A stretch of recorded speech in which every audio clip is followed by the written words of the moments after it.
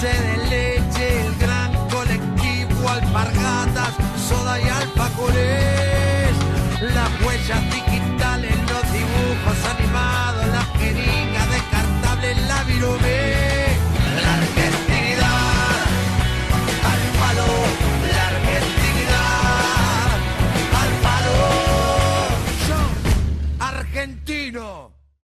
¿Qué tal? ¿Cómo le va? Tengan todos ustedes muy buenas noches. Bienvenidos a una nueva edición de Realidad 2025. Hay algunos aspectos que vienen levantando títulos, por lo menos desde el año pasado, donde se votó el presupuesto en la legislatura provincial, me refiero, después en la apertura de sesiones, un Martín Yarlora, un gobernador que por primera vez, no recuerdo, sí hacía esquiarete y reunión de gabinete en el interior, por lo menos en el primer mandato, pero no se recordaba una apertura de sesiones en el interior, en este caso fue en Dianfune, y hubo voces de la oposición muy fuerte, con ese tema y con el otro tema también, que independientemente de los partidos opositores que hoy forman ese arco, vienen cuestionando el tema de lo que denominan el impuestazo, el impuesto inmobiliario urbano y también el rural. Y para eso hemos convocado al legislador Rodrigo Agrelo de Encuentro Vecinal para conversar de eso y también sobre política partidaria. ¿Qué va a pasar con Encuentro Vecinal de cara a 5 o 6 meses, cuando sean las elecciones legislativas nacionales, donde Córdoba tiene que renovar 9 de sus 18 diputados, ¿no? Ya los saludamos. Rodrigo, ¿cómo te va? Gracias por estar. Gracias por la invitación. Muchas gracias. Varios temas para empezar. Dale. Me parece que lo primero requiere hablar un poco de la política nacional, de Milei, de las cripto gay que se llaman, la política económica, digo, porque todo tiene como su carácter transitivo, se termina trasladando a las provincias, ¿no? Los gobiernos que dicen, bueno, y ya nos vamos a meter en el tema del impuesto, me toca aumentar en función de que me cortaron el chorro de la nación, no es lo mismo con la coparticipación, la caja de jubilaciones, etcétera. ¿Cómo lo ve el gobierno nacional? Yo creo que es un gobierno que primero tuvo que hacer una tarea imprescindible, que era empezar a poner orden en una economía que se había desgobernado, que nos anticipaba una caída en el abismo, ¿no? Es decir, cuando uno mira enero o diciembre del 2023, enero del 2024, estuvimos al borde de una hiperinflación, con lo que las hiperinflaciones tienen como consecuencia generalmente, que es dejar, cuando pasan, dejar una enorme cantidad de gente pobre que ya no volverá, mucha de ella, al sistema productivo, ¿no? A integrarse socialmente. Así que yo en ese aspecto le valoro el hecho de que haya tenido la valentía de empezar a poner orden, que siempre es odioso. Hubo algunas otras decisiones que me parece que también son positivas. Por ejemplo, eliminar la intermediación en los planes sociales, porque la gente ahí se ve doblemente humillada, ¿no? Hay mucha gente que recibe un plan social no porque quiere, sino porque necesita, y ya les resulta un poco duro. Muchos que bajaban de la clase media. Exactamente, ¿cierto? Que no acostumbrada a eso, pero que ha tenido que recurrir al plan social. Y encima, que viniera un grupo político a decirle vení, protestá, presentate, vení, poner la cara, y si no te lo sacamos, y verse en la necesidad de ir, a mí me parece que es quitar la pata de encima a mucha gente. Ese tipo de medidas a mí me parece que son saludables. La otra, un concepto, y no se puede vivir con lo que no se tiene. Es decir, este es un país concepto que lo da en tu casa, en cualquier hogar. Este país ha vivido con la tarjeta de crédito toda la vida. Entonces, bueno, eso me parece bueno. Ahora, ha entrado en una fase, yo creo que ese otro aspecto, ¿no? Creo que lo hemos conversado con vos en algún programa, que es esto de descalificar a todo el que disiente y condenarlo a la hoguera porque simplemente tiene un matiz de pensamiento, una diferencia. Yo creo incluso que no es liberal eso.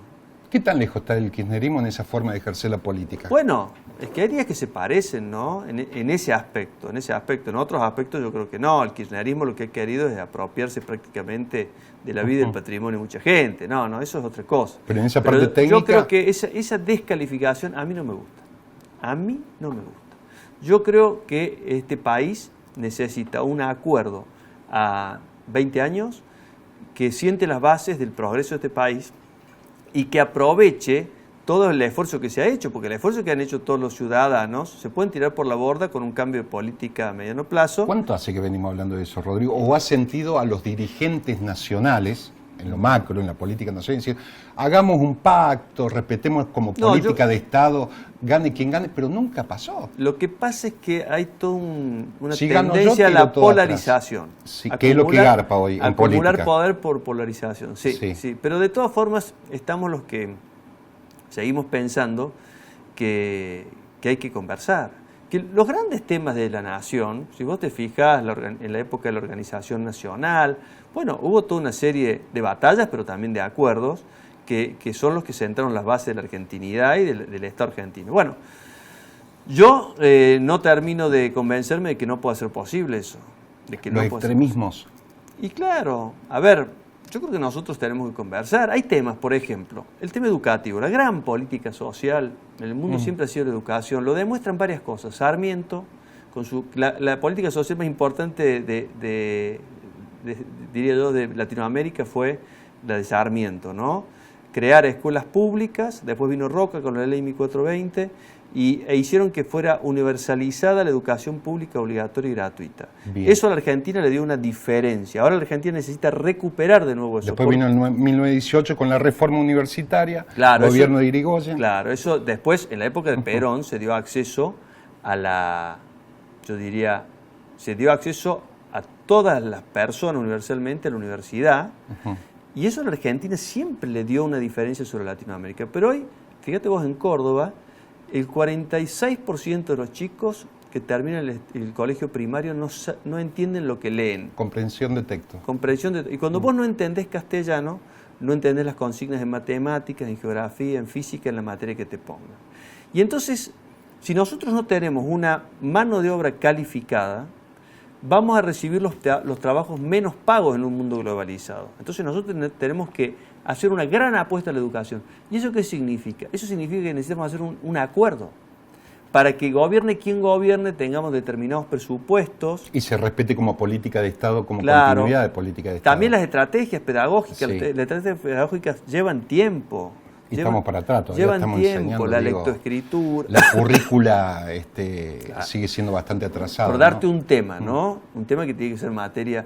Segundo, todo lo que es yo digo, el Estado nació para defender a los débiles. Sí. Los fuertes se defienden solos. Sí.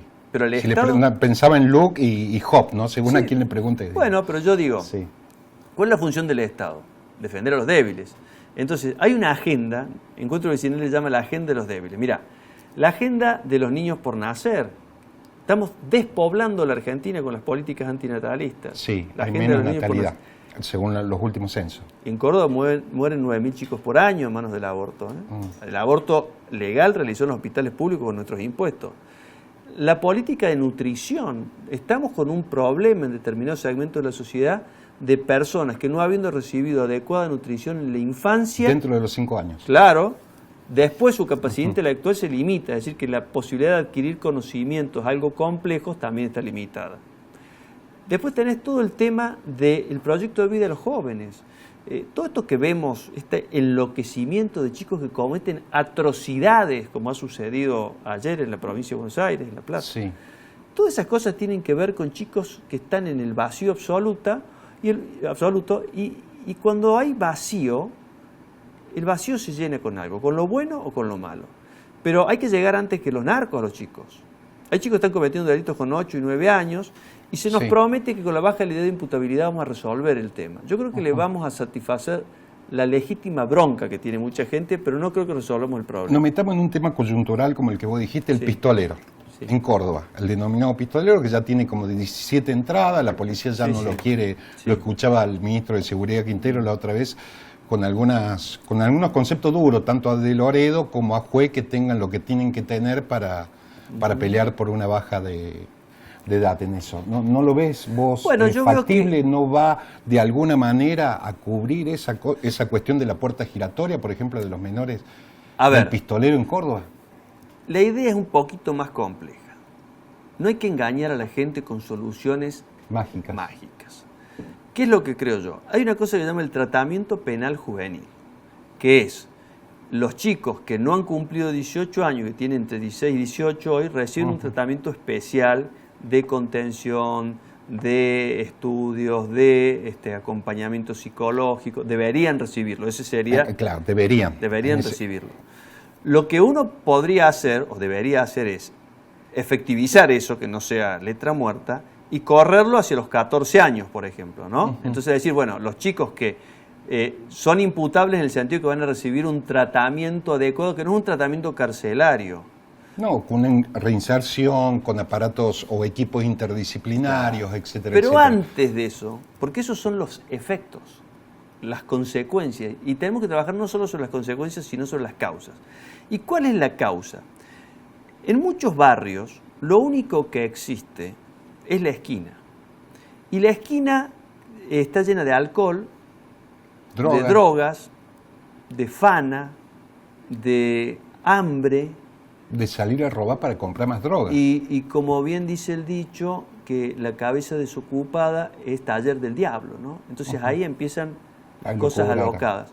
Ahora, el Estado se ha retirado de muchos barrios. Vos no vas a encontrar en muchos lugares, no vas a encontrar un dispensario, no vas a encontrar una escuela, no vas a encontrar un asistente social, o vas a encontrar a veces preocupaciones como por ejemplo de alguna gente de la CENAF, por ejemplo, en algún momento he visto, están preocupados por el uso del lenguaje inclusivo en los sectores más humildes. CENAF Córdoba. Córdoba, acá a la vuelta, acá a la vuelta, sí. acá a la vuelta. Una vez me contó una persona en una ciudad, una trabajadora social en el barrio más carenciado de esa ciudad, que le llegó una inspección de la CENAF.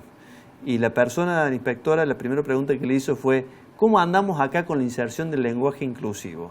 Y ella dijo, mira, antes del lenguaje inclusivo esta gente necesita comer, tener un techo digno, ir a la escuela, bueno, una serie de cosas, ¿no? Entonces, es como si la ideología hubiera embargado toda la acción social y entonces la ideología en ese aspecto te aleja de la realidad.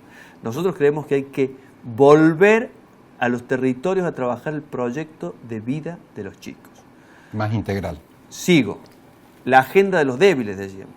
De encuentro vecinal. El tema, fíjate vos, de los adultos mayores, que no solamente es la jubilación, sino el trato digno.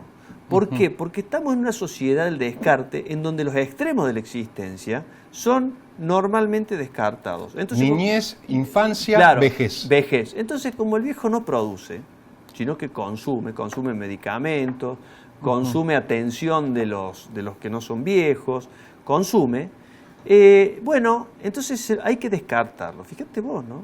Entonces yo digo, la tecnología, por ejemplo, ha apartado a mucha gente de actividades que tenía cotidianas, de realizar sus trámites. La brecha que existe. Claro, entonces esto, que no todo el mundo lo maneja bien, le exige para hacer un trámite determinado el token, por ejemplo. Y si no tiene un nieto, un sobrino, entonces que le ayude. Se han vuelto más dependientes.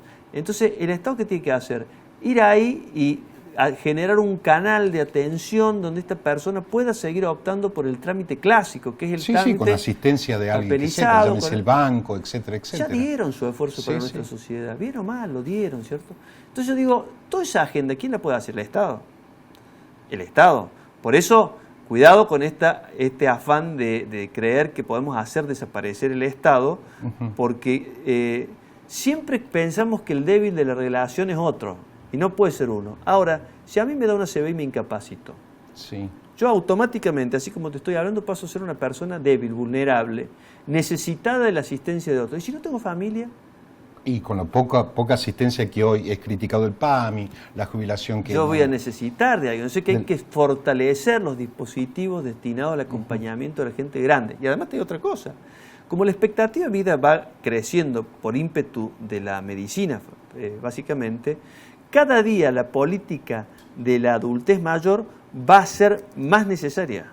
Entonces, nosotros necesitamos políticos que estén pensando en ese largo plazo. Vamos a necesitar barrios que tengan mecanismos de asistencia. Pero me parece, Rodrigo, que estás, lo planteas como parte de la agenda débil de encuentro vecinal, que forma parte del partido político de usted, pero me parece más que nada una utopía hoy, eso no rinde hoy en temas políticos. ¿Por qué haría yo una política de Estado para menos? Primero porque no votan. Entender la lógica de la mala política, no estoy hablando de la política como tendría que ser, de la mala política. Hoy No, y no voy a meterme ahí, pero me parece un tema... Sí, yo lo entiendo si vos lo pensás desde el proceso de deshumanización que la política de lo que estamos acostumbrados. Sufre. Ahora, Encuentro Vecinal tiene una de sus misiones es rehumanizar la política, es volver a darle sensibilidad y pensar que en la sociedad hay personas fuertes y débiles. Tarea no fácil, y a usted le ha ido muy bien. Han tenido un crecimiento, y ya nos vamos a meter a hablar de política partidaria. Decía al principio, Rodrigo, quiero pasar al tema que hoy por hoy tiene a la oposición ocupada, intentando hacer entender al gobierno que esto fue un impuestazo. Sí. ¿Por qué? Y te lo quiero preguntar en estos términos. Vos me decís, Cristian, aumentó más del 80, esto lo tenían ya premeditado totalmente, como se te escuchó en la legislatura, en el presupuesto, por el RIB, etcétera, etcétera. Pero a ver, me quiero poner un poco en abogado del diablo. No me bajan plata. A nivel nacional no me bajan plata, o no me bajan lo que me venían bajando antes, con De la Sota, Schiaretti, etcétera. Asumo mi ley y no me bajan. Y yo necesito obras para ser reelecto. Pero eso esa es la lógica, eso no legitima ni la injusticia ni la mentira. A ver, cuando llegaron a la legislatura con el proyecto de ley de presupuesto, dijeron, no vamos a tocar las bases imponibles. Fue casi como un acto caritativo. Dijeron, no vamos a tocar las bases imponibles. Eso es lo que llama una verdad a medias. ¿Vos lo percibiste en su momento eso? Por supuesto, o después? No, porque nosotros le dijimos, señores, ustedes están incorporando acá un índice, que es el RIPTE, que se llama, que es la evolución de los salarios formales de la Argentina. Ese índice ya era mucho más alto que el de la inflación. Entonces, nosotros vamos a ponerle un tope, que es el RIPTE. Entonces, el RIPTE era el 172,5. Y la inflación era el 117,8. Es decir, que teníamos 50 puntos de diferencia, por lo menos, ¿cierto? Entonces, nosotros le dijimos, cuidado, ustedes están eligiendo un índice que saben anticipadamente que es más alto que la inflación. Así que el tope ya le estaba exigiendo a la gente 50 puntos más que la inflación. Bien. Después aparecieron las liquidaciones de los impuestos. Y en las liquidaciones de los impuestos estaba un coeficiente de equidad impositiva, fíjate vos que es hasta paradójico, pero le llaman equidad, en donde, por ejemplo, los inmuebles que están desocupados, un terreno en Sal Si Puede, un terreno acá a la vuelta, en el Valle Punilla, obvio que va a estar desocupado porque lo compró una persona para poner una casa encima. Entonces, como está desocupado, eso no tiene tope. Después, los inmuebles que según ellos valen más de $180,000 o 180 millones de pesos. Y ahí entran a jugar con la cotización fiscal, etcétera, bueno, etcétera. entonces ahí viene, dice, si la evolución de mercado de ese inmueble ha sido... No le íbamos a tocar la base, dijeron, ¿no? Ahora, por el 6 te meten, dice, no, su inmueble ahora en el mercado vale más. O sea que no te toqué la base, y ahí viene la mentira, o la media verdad, sino que te la actualicé por un coeficiente que conocerlo es como conocer la fórmula de la Coca-Cola. Vos decís, ¿qué hay adentro de la Coca-Cola? Y no sé muy bien. No eras legislador vos, pero lo habrás leído, pues sos un dirigente político. Cuando fue Giordano en su momento con los caramelos Hugos para explicarle a los legisladores cómo era. Fue muy didáctico. Yo te digo que esto es como la fórmula de Coca-Cola. ¿Por qué? Porque nadie puede determinar a ciencia cierta cómo le determinaron su impuesto. Vos sabés que yo me presenté en la justicia con una acción declarativa de inconstitucionalidad. Le voy a pedir al camarógrafo, mientras seguimos hablando, voy a mostrar en cámara, que la gente lo puede bajar de tus redes si quiere. Sí, en mi Instagram está. Eso es una nota que es el pago con reserva o el pago bajo protesto del impuesto, para ver si en el día de mañana, según la suerte que tenga esta causa que hemos iniciado nosotros, quizás pueda la gente pedir el reintegro de las diferencias, ¿no?, entre el tope y lo que le han cobrado de más. Entonces, fíjate vos que nosotros somos 5 hermanos que heredamos un departamento de nuestros viejos, que el departamento tiene por lo menos 70 años, por lo menos. No tiene ninguna mejora, porque ese departamento ha vivido la familia toda la vida, lo único que se hizo es pintarlo, revocarlo, mantenerlo y demás. Se vendió el departamento por 1/3 de lo que dice el departamento de arriba, que es igual. Se vendió por 1/3 de lo que dice el fisco que vale ese departamento que tiene 70 años. Entonces, vos decís, y eso que nos pasó y que justificó esta acción, que además le hemos iniciado no solo porque tengamos interés nosotros personal, sino porque de algún modo tenemos que darle pelea a todo esto. Claro, pero digo, es importante eso, porque muchas veces la gente o en el colectivo imaginario de la gente. Dice, ustedes no hacen nada. Lo concreto es que los legisladores hay que explicarle por ahí, porque no tienen derecho de por qué saber la cuestión cívica. No tienen ejecución. No tenemos ustedes. posibilidad de litigar. Sí, de leyes. A ver, no tenemos posibilidad de como litigar tiene el contra Ejecutivo. Estado. Entonces digo, me parece muy buena esta cuestión. No cuesta tanto, porque muchas veces le echan la culpa a ustedes, los legisladores, lo único que hacen es político. No todos son así. Digo, esto es gratis, tienen la posibilidad de hacerlo, bajarlo de las redes, lo bajan de la red, lo llenan, lo presentan, es un pago con protesta, claro, en resumidas cuentas, y si el día de mañana el fallo, la sentencia, sale a favor... Que va a favorecer solamente el caso particular que hemos presentado, claro, no ese, no otro, claro, pero sí se puede utilizar el antecedente para decir, señor, usted me está cobrando que sí, ha sido declarado inconstitucional. Y contame cómo te va con esto. Muy bien, muy bien en este sentido.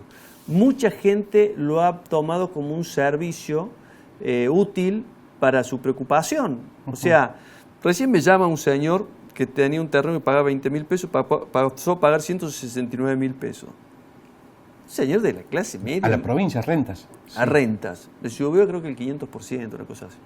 Bueno, me dice, yo presenté eso, le agradezco. Bueno, mira, me ha parado gente en la calle, decirme, che, yo lo bajé de tus redes, lo presenté también. Es decir, por lo menos un acto de resistencia, donde decimos, che, nos están metiendo la mano en el bolsillo, pero nos hemos dado cuenta. Nos hemos dado cuenta. Entonces, yo digo, para concluirte el tema conceptualmente, sí, lo del impuesto. El impuesto ha sido incrementado a traición. Porque el discurso fue un discurso, acá venimos... Pero lo votaron, no en tu caso, a lo mejor. No, yo voté en contra. Yo voté en contra. El radicalismo, el peronismo, Frente Cívico creo que no. Cada cual deberá defender su posición. Sí. Yo digo la del encuentro vecinal, nosotros votamos en contra. Advertimos desde el primer momento que el RIPTE era un engaño, que estaba por encima de la inflación, que iban a hacer una cosa tremenda. Y lo han hecho. Y sabés que lo grave, no dan un paso atrás. Alguien me contó, antes de entrar acá, que había salido una noticia sobre una supuesta postergación del plazo de vencimiento ahora del de marzo, sí, para abril. Y el que no pueda pagar, no pague, dice también. Bueno, pero no es así. Porque si vos me decís, si no podés pagar esta cuenta, cuyo 40 o 50% no es tuya, pero pagámela mañana, sigue sin ser mía la cuenta. Es decir, vos me has incrementado el impuesto de forma tal que te tengo que pedir que encima me hagas un favor de pagártelo en cuotas. No, si no es mío. Es decir, ¿cómo puede ser que la gente haya recibido alguna 1000% de incremento? Entonces, dice, no hemos incrementado las bases ni la alícuota. No, pero me has incorporado un coeficiente de equidad impositiva. Equidad le llaman. Toda una ingeniería para toda esta cuestión, ¿no? Todo premeditado. Sí. Porque lo sabían perfectamente. Lo sabían perfectamente. Y el quite de los topes tiene que ver con eso. ¿Vos crees que va a llegar a buen puerto esto? Porque también por ahí algunos dicen, la justicia no es justicia. Va al Tribunal Superior de Justicia, que es todo un tema, ¿no? Es todo un tema el Tribunal Superior de Justicia en Córdoba. No se olviden ustedes que hay 4 de los 7 miembros del Tribunal Jessica Superior de Valentini, Justicia Angulo, que han sido funcionarios del peronismo.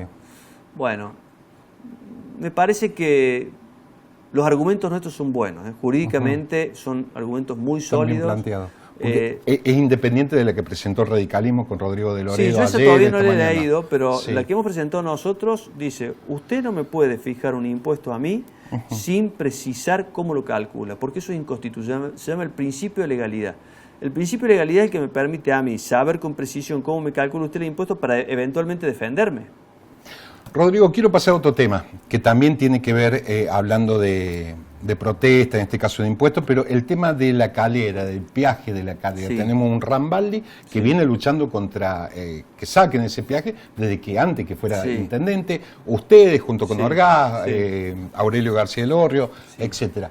Sentado ahí, le pregunté a Siciliano sobre este tema y me dijo, ¿y cómo quieren que hagamos obra? Palabras más, palabras menos. Digo, le están por hacer esto, etcétera, etcétera. Como que no van a dar el brazo a torcer de ahí, de sacar el peaje de la calera. Independientemente de las razones justificadas que ya tienen, que está urbanizado, que supuestamente de la oposición dice que está ilegal, etcétera, etcétera. Una cosa es el sistema de peajes y otra cosa es el peaje de la calera. El sistema de peajes es un sistema que tiene que existir sobre bases justas. No se han animado a aplicar la tecnología. Vos vas a Italia, por ejemplo, y entras a una casilla de peaje, te dan un ticket, y en la otra punta, dependiendo de cuánto usaste vos, cuántos kilómetros anduviste, te cobran. Y una cosa es el que anda 2 kilómetros, otra cosa es el que anda 50 kilómetros.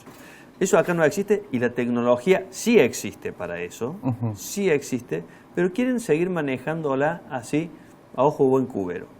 Desde nuestro punto de vista, el sistema de peaje tiene que existir. Ahora, el peaje de la calera tiene una singularidad. La primera es que el contrato de concesión prohíbe que ese peaje esté ahí. ¿Por qué? Porque el peaje está dentro de la ciudad. Sí, y el peaje no puede estar dentro de la ciudad. Segundo, no puede estar en zonas interurbanas. Lo mismo, porque... Loma de burro, semáforo. Es como poner un peaje en una avenida. Es una avenida, sí. Se llama Avenida Ejército Argentino. Escuché hace un rato gente que criticaba a la gente de los barrios vecinos al peaje, que son barrios pudientes aparentemente, porque se quejaban de tener que pagar. Yo digo, la propiedad privada es de ellos. Porque tengan plata, usted no está autorizado a bolsiquearlo. Y la gente de La Calera, si hay un pueblo obrero y peronista, es el de La Calera. Es La Calera. Sí, militares, empleados públicos en su momento, Adidas en su momento. Entonces, mucha gente obrera sufriendo este tema del peaje puesto ahí, en la puerta del pueblo. Lo que pasa es que, claro, recaudan 3 millones de dólares al año. Es el tercer peaje más importante de la provincia.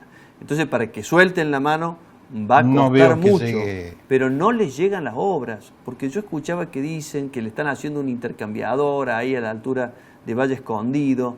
Bueno, pero a ver, pero vos pasás el peaje y entras a La Calera y tenés lomos de burro, tenés las estaciones ahí donde paran los ómnibus destruidas, los guardarrail caídos. Del otro lado de La Calera sigue la ruta, que la usa muy poquita gente, que va entre La Calera, la usina Bamba y te vas allá al dique para San el Roque. dique, ¿cierto? Al paredón del dique. Por la I-53. Bueno, sí. Hay que ir un día de lluvia y de noche, te digo una cosa. Primero hay que tener cuidado que no se te caiga un día de lluvia, claro, porque tienen los protectores. Y los chicos, ¿no? Hay un colegio, llegando a la escuela Bamba, que de un lado está el colegio y del otro lado está el patio del colegio, de la ruta, ¿no? Y nosotros venimos pidiéndole, decimos, che, póngales por lo menos un... Con los 3 millones de dólares que claro, decimos. Un paso peatonal para que los chicos no tengan que todos los días cruzar la ruta y de vuelta, y hay que poner un agente de tránsito de la municipalidad. No lo hacen. Es como si la gente de La Calera, porque está protestando, la castigan. No te voy a dar porque... Lo que extrañó cuando se votó, que estuvieron a un voto, tuvo que desempatar la vicegobernadora Miriam Bruno. Torres Lima. Torres Lima en ese momento. Pero digo, que el ex intendente de La Calera se había manifestado, estamos hablando de Rufail, sí, ¿no? Bueno, los dos, Rufail, sí, pero uno es legislador. Se había manifestado verbalmente, había verbalizado que se iba a votar, y en ese momento desapareció. Se abstuvo. Rufail. Se abstuvo, el voto de él hubiera cambiado todo, porque esa abstención es la que provoca el empate. Y el empate ahora me explico por qué gana Rambaldi y puede seguir ganando, ¿no? Bueno, naturalmente... Rambaldi lo que hace es gobernar con la verdad y a la gente le prometió luchar. Y hay una cosa que hay que aclarar, como el peaje es provincial, no es Rambaldi el que tiene que sacar el peaje. Rambaldi puede luchar. Ahora, el que tiene la decisión de sacar el peaje es el gobernador de provincia. Para finalizar, Rodrigo, te quiero agradecer que hayas venido. Te voy a hacer un par de preguntas de oración y vos la tenés que completar. ¿Te parece? Sí. ¿El peronismo es? Una idea que se ha envejecido. Necesita actualizarse. Pero es la nueva renovación, digo, Schiaretti y De la Sota eran... Yo creo que el peronismo en su globalidad, estoy pensando en el peronismo en el país, ¿no? Creo que se han envejecido, creo que no han caído en cuenta de los nuevos desafíos que tiene. ¿Y hacemos Unión por Córdoba entonces, que es el peronismo de Córdoba? Bueno, yo creo que tiene rasgos también de un viejo peronismo, ¿no? Que es sobre todo los rasgos autoritarios, ¿no? Esto de que van por todo, de que no reconocen la división de poderes y de que son indiferentes a la gente, pero hay que distinguir el peronismo de los dirigentes del peronismo de la gente. Claro. La gente peronista es una cosa y sus dirigentes no, muchos de ellos con sus excepciones, honrosísimas excepciones, hay como está desacompasado. Yo creo que el pueblo peronista es una cosa y los dirigentes son otra cosa. Yo por el pueblo peronista tengo un gran cariño, fíjate vos. Creo que es gente que cree en la solidaridad, que cree en la sensibilidad social, que es profundamente humana y que ha estado tocado por una historia generalmente, qué sé yo. Entonces, una cosa son ellos y creo que otra cosa es mucha gente que ha aprovechado al peronismo y a esa gente para hacer sus propias cosas. ¿Encuentro Vecinal está hoy en...? Y está hoy en un proceso de crecimiento, de ampliación, de renovación dirigencial. viene mucha gente sub 40 atrás nuestro, ¿no? Que con mucha capacidad. Y bueno, y lo que nosotros intentamos es darle a la política gorda dos cosas: humanidad y programas, proyectos. Han crecido mucho, consistencia. Rodrigo, tercera fuerza. Sí, era tercera fuerza. ¿Y sabes cómo nació? Nació de la cabeza de García Elorrio, y la primera campaña electoral la hicimos con una computadora y una conexión a internet. Y la segunda vez ya lo eligieron legislador provincial. Quiero aclarar esto porque siempre es bueno renovarlo, diría Mirta Legrand, ¿no? Encuentro Vecinal fue el único partido, el primero y el único a nivel nacional que devolvió plata. Claro. Aunque, millones. Nos llegaba de la pesos, plata de los ¿no? votos, que ahora con la boleta única no va a llegar más, gracias siempre a lo Dios. digo a eso.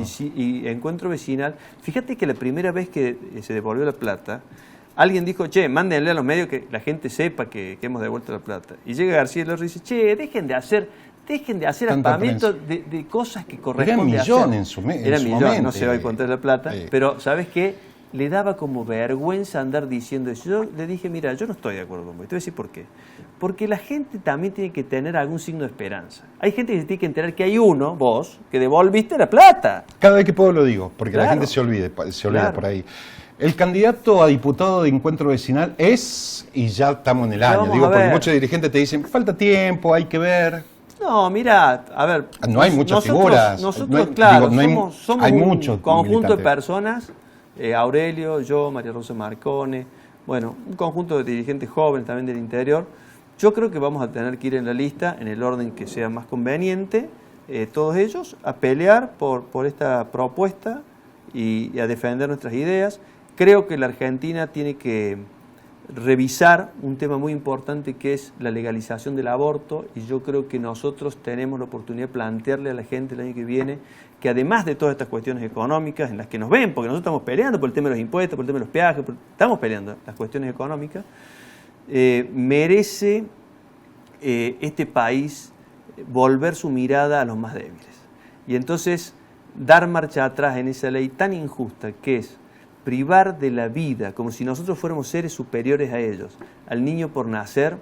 Y yo creo que ahí Es una lucha que siempre es una tuvo lucha que Encuentro nosotros Vecinal. vamos a Sí. seguir dando, y bueno, el año que viene la vamos a Pero plantear. no me contestaste quién sería, ¿no? Bueno, lo que pasa es que yo no te podría contestar por esta sencilla razón. De todos esos que te he mencionado, en el orden que fuera el más conveniente, lo que te quiero decir. Ujú. ¿Quién reúne el máximo consenso Marconi, en la sociedad para encabezar la lista? Y los otros acompañaremos, o si no toca encabezar, acompañarán a los otros. Pero en ese aspecto es un partido que es muy realista, ¿no? ¿Alianza con el radicalismo y el juecismo? ¿Va a madurar Yo eso? creo que cualquier alianza exige un programa. Un programa. Es decir, yo creo que es así.